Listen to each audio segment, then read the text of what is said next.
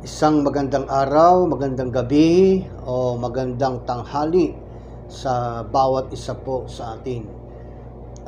Narito na po tayo sa pang-apat na video sa ating pong pagtatalakay. In preparing our eternity, ay kailangan po natin na maging malakas ang ating pong sarili. Make yourself strong. Yung una po nating video ay tinalakay po natin ang isang kaparaanan para tayo po ay lumakas habang hinihintay natin yung muling pagbabalik ng ating Panginoon. Ay kailangan palakasin natin yung ating prayer life. Opo, yung prayer life. Doon naman po sa pangalawang video ay tinalakay po natin na ugaliin din natin na lagi pong masabik doon po sa gatas na espiritual. At ang gatas na espiritual ay tinutukoy po doon ay ang salita ng ating Diyos. O kaya po doon sa ikalaw nating video ay yung tinatawag na Bible reading. Yan.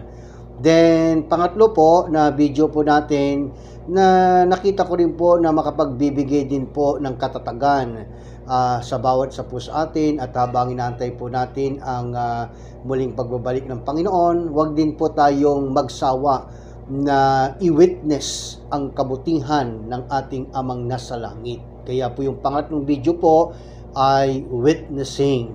I-share natin ang mabubuting bagay na ginagawa ni Lord sa buhay ng bawat isa. So, ngayon po ay nasa pang-apat na po tayo. In preparing for our eternity, to make ourselves strong, ay idagdag po natin itong pang-apat, yung tinatawag pong fellowship. Yes po, fellowship o pagdalo sa ating pong mga pagtitipon o doon po sa ating pong mga sa church. Okay po? At ito po ay makikita po natin sa Bible na kung saan ay ini-encourage tayo na huwag tayong lumiban sa pagdalo sa gawain ng Panginoon. At makikita po natin ito doon po sa Book of Hebrew, chapter 10, verse 26. Basahin po natin sa Hebrew, chapter 10, verse 25.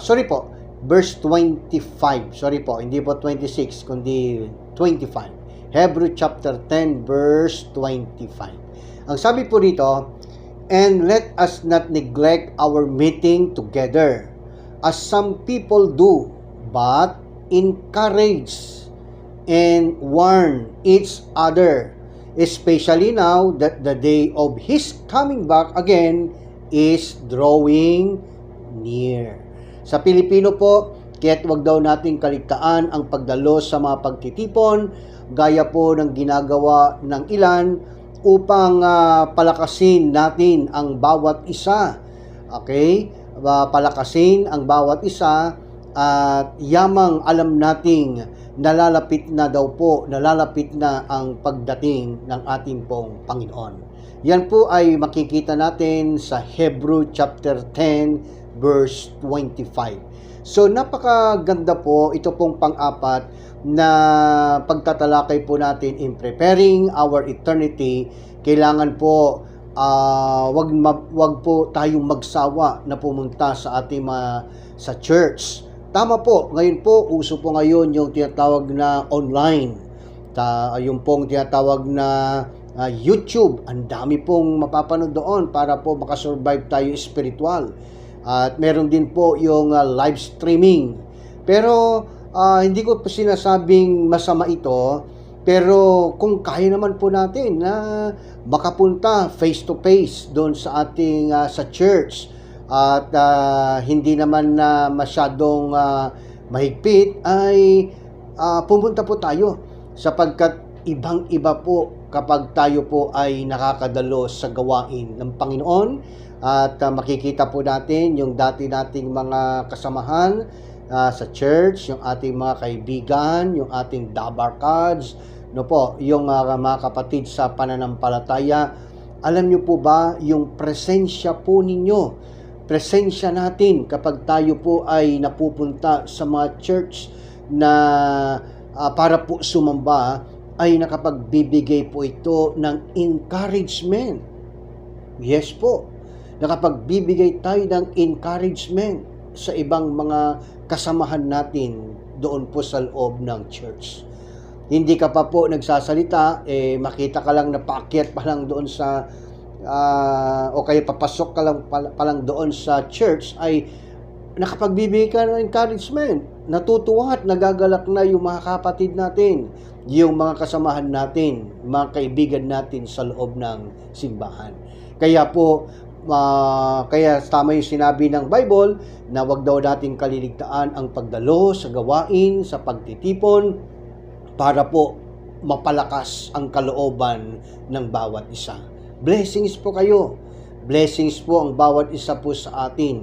At yung makita ka lang doon ay mayroon na po lumalakas. Baka hindi po natin namamalayan, mayroon na po lumalakas. Makita lang po yung presence ng bawat isa.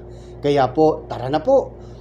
Kung hindi naman masyadong maigpit na sa lugar po ninyo, ay sikapin po nating makadalo sa gawain ng ating pong Panginoon para magpalakasan po ang bawat isa sa atin. At the same time, ang sabi po dyan, at magwarningan and warn each other. Magwarningan po tayo na may pag-ibig. Okay po? Na magpatuloy din yung ating mga kapatid.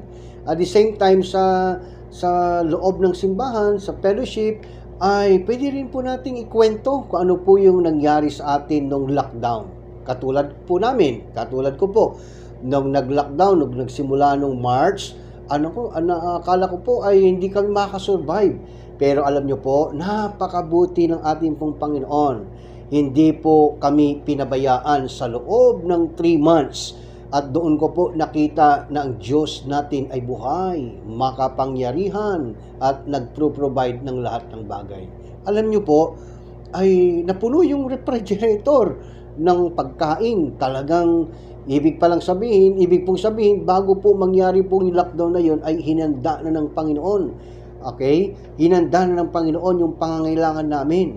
At alam nyo po, bago po matapos yung 3 months, yun, unti-unti na rin pong nauubos yung pong pagkain sa loob ng ref. After 3 months po ay nagpahinga rin yung ref. Nag-defrost. Okay po? Pero nagpahinga lang pala dahil sumunod na linggo at sumunod na mabuwan, ayan na naman. May mga blessings uli na iprovide ng ating pong Panginoon. Hanggang sa bumalik po tayo sa face-to-face, at doon ko po napatunayan ng Diyos ay mabuti, hindi lang sa buhay namin, kundi sa buhay ninyo at sa buhay ng ilan nating mga kasamahan sa loob ng church. Kaya lahat po ng makausap ko, kinumusta ko sila. Alam nyo po, iisa po yung kanila pong sambit sa kanilang mga labi. Sabi nila, napakabuti ng Diyos sapagkat hindi po kami pinabayaan, Pastor, ng Panginoon. Hindi kami pinagkulang ng Panginoon. Hindi po kami ginutom ng Diyos. Kaya sarit-samot mga testimony yung pong sinambit ng ating pong mga kapatid. At habang pinapakinggan ko po yung mga patotoo po nila, habang kami po yung nagpe-fellowship kasama sa loob ng simbahan, lalo po akong lumakas dahil nakita ko po ang Diyos ko at Diyos ninyo, Diyos nating lahat ay tunay nga Diyos na buhay, Diyos na nagpapala, Diyos ng himala, at Diyos na hindi naubusan ng masaganang biyaya. Kaya po, lahat po na nagpatotoo ay nakapagbigay po ng kalakasan, at ito po ay nasambit po nila noong pumasok na po tayo sa tinatawag na face-to-face doon po sa loob ng ating pong church. Kaya po, kung kayo po hindi pa po nakakapunta sa church natin o sa church, ay sikapin nyo po na makadalo. Basta po, siguraduhin lang natin na sumunod lang tayo sa tinatawag na protocol. Lagi pa rin tayong mag-wear ng mask, at isuot pa rin po natin yung face shield. Magdala rin tayo ng sarili nating alcohol, at huwag po kayong mag-alala. Mas safe po kayo sa loob ng church sapagkat i-implement din po natin yung social distancing. Ano po? Kaya wag po kayong matakot. Mas nakakatakot po kapag kayo po'y pupunta po sa palengke o doon po sa mall sapagkat napakarami pong tao. Pero doon po sa church ay limited pa rin po. Limited din po yung dumadalo. Kaya wag po kayong matakot. At safe na safe tayo sapagkat una, syempre kasama natin ang presensya ng Diyos at tayo sa simbahan ay sinusunod po natin yung tinatawag na protocol ng ating pong government. Kaya po, ito po yung pang-apat na wag po nating kakalimutan. Napaka-importante po yung tinatawag na pagtitipon o kaya po yung fellowship. Kaya po, hinahamon ko po ang bawat isa po sa atin, maging sa mga kaibigan po namin, na gusto nyo po talagang ma-empower uli ng salita ng Diyos at presensya ng Panginoon. Iniimbitahan ko po kayo na bumalik na po tayo sa ating pong mga churches. Okay po, at basta po, inuulit ko po na doon po sa loob ng church, mas secured tayo sapagkat pinapairal din po natin yung protocol na binibigay po ng ating pong government.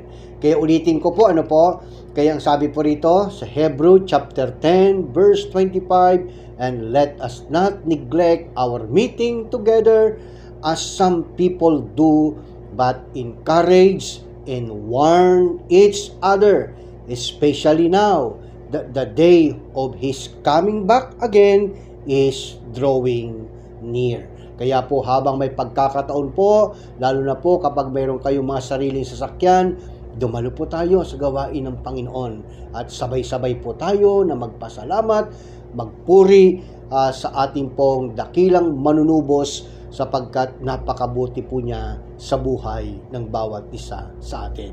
Kaya po, ito po yung pang-apat na kailangan po nating i-apply sa buhay po natin in preparing for our eternity. To make ourselves strong ay lagi po tayong dumalo. I-desire natin na makabalik na sa ating pong gawain, sa ating pong church. Ano po? Kaya po, nawa po ay sa mga susunod na Sundays ay magkita-kita po tayo at nawa po ay patuloy na ang kapayapaan at kagalakan ng Panginoon ay muli nating maranasan na sapagkat napakabuti at napakainam po ng ating Diyos na buhay. At muli po, yung pagpapala niya ay nakahanda na po sa bawat isa sa atin.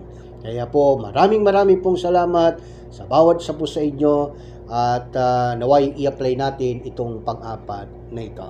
Kaya po, ang challenge ko po sa bawat isa, alisin po natin yung espiritu ng takot sapagkat ang binibigay ng Diyos sa atin ay espiritu ng katapangan. Ano po? Espiritu ng katapangan at ang takot po ay ang author po niyan ay si Satan. Pilit po kasi niya tayong tinatakot para po maglaylo tayo, manlamig tayo sa ating pong pananampalataya. Mga kapatid, huwag nating isusuko ang bandera ng ating pong Panginoon. Amen? Sabihin mo sa iyong katabi, mahal na mahal ka ng Diyos.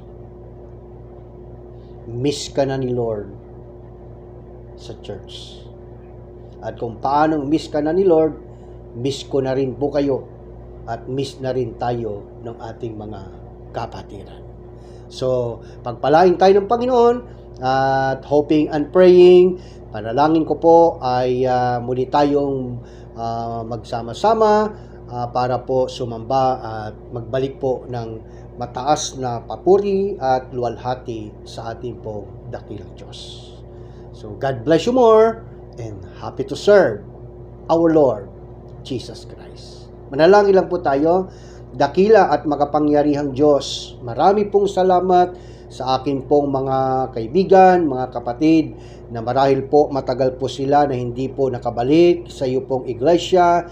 Salamat sapagkat naitawid po nila ang kanilang pong pananampalataya sa pamagitan po ng panonood po nila sa live streaming, sa online, sa mga YouTube na may mga nangangaral po ng iyong pong salita. Pero po, Lord, nakita po namin na mas ibang-iba pa rin po talaga yung face-to-face. Kaya po, ang dalangin ko po sa mga kasamaan po namin na nagbabalak pong muling bumalik na po sa church, face-to-face, Dalangin ko po ay alisin mo po ang espiritu ng pagkatakot sa kanila. Let your protection be upon them, lalo na po sa mga nagko-commute. Continue to cover them tightly with your most precious blood, at palakasin mo po ang kanilang pong immune system. Lord, salamat sapagkat napag-aralan po namin ang presensya pa lamang po nila ay makapagdudulot ito ng encouragement sa ilan po naming mga kasamahan sa loob ng iglesia. Kaya po, maging mga kaibigan po namin, pagpalain mo po sila, lahat po ng nanonood sa video pong ito, patuloy ng kapayapaan, magandang kalusugan, at higit sa lahat, ang buhos-buhos na pagpapala ay maranasan po ng bawat isa po sa kanila. Pinupuri ka namin at pinapasalamatan. Ito po ang aming panalangin sa pangalan po ng aming Panginoong manunubos na si Jesus. Lahat po tayo'y magwika at magsabi ng Amen and Amen.